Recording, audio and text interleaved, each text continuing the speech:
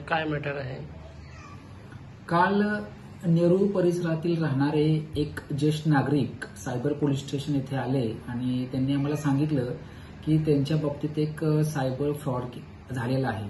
त्यांच्याकडे अधिक विचार न करता अशी बाब लक्षात आली की सदरचे इसम हे साधारणतः 60 वर्षाचे आहेत आणि ते एका प्रायव्हेट कंपनीमध्ये चांगल्या पदावरती काम करतात.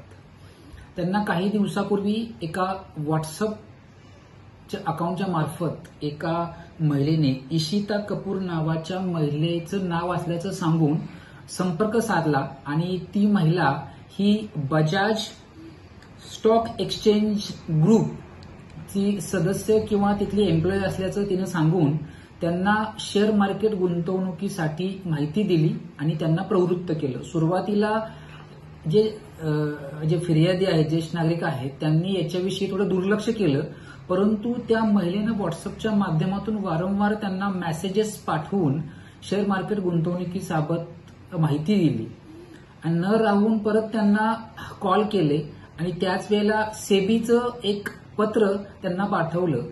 त्यामुळे या ज्येष्ठ नागरिकाला वाटलं की खरंच हे काहीतरी खरोखर असेल, याच्यामध्ये फ्रॉड वगैरे काही नसेल. त्यामुळे त्या व्यक्तीनं त्या महिलेसोबत संपर्क वाढवला व्हॉट्सअपच्या माध्यमातून आणि त्यानंतर त्या महिलेने यांना ते स्टॉक एक्सचेंज कसं काम करतं याबाबत इत्थंभूत माहिती दिली आणि या ज्येष्ठ नागरिकाचा विश्वास संपादन केला. आणि सुरुवातीला यांना सांगण्यात आलं की जास्त रक्कम नका गुंतवू.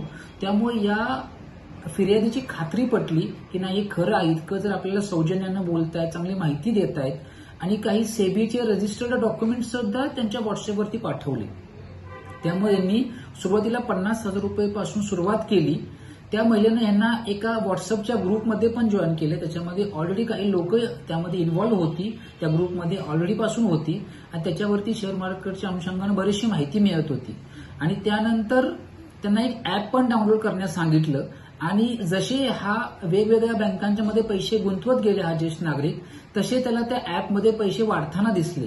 त्यामुळे यांची खात्री जसं पटत गेली तशी यांनी त्याच्यामध्ये इन्व्हेस्टमेंट वाढवत नेली आणि शेवटी त्यांनी साधारणतः 2,20,00,000 साधारणतः इन्व्हेस्टमेंट त्यांनी केलेली आहे.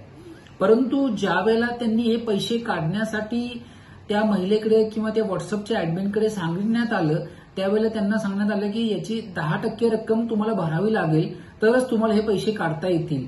आणि अशा पद्धतीनं त्यांच्या लक्षात आलं की आपली फसवणूक झालेली आहे. मग त्यानंतर त्यांनी आपल्या या ठिकाणी येऊन हा गुन्हा दाखल केलेला आहे आणि या गुन्ह्यामध्ये आपला तपास चालू करण्यात आलेला आहे. नागरिकांनी काय काळजी घेतली पाहिजे? नवी मुंबईच्या पोलिसांच्या मार्फत नवी मुंबईतील नागरिकांना विविध माध्यमातून सायबर गुन्ह्यांबाबत अवेअरनेस केला जातो.